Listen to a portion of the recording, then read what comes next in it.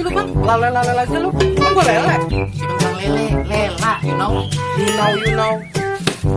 Rumah yang ada opletnya bisa jual aja nyok. Wah, Cang Aip mau jual rumah di kanan. Nah, padahal katanya lagi nyari rumah. Emang mau jual bang? Rumah yang Cang Aip mau dijual oplet. Oh, boleh tuh. Ayo, kita pergi ayo. Assalamualaikum. Waalaikumsalam. Cang, apa? Lu jual rumah mau oplet. Nah, kali siapa lu? Itu kata Ramji, terus lu. Salah dengar kali dia. Kalau dengar gimana? Lah enak banget lu.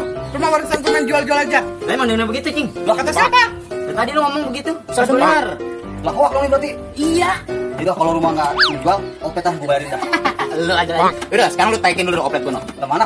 Tuh tagin dulu oplet gua. Wah, coba itu. Ini gambar doang.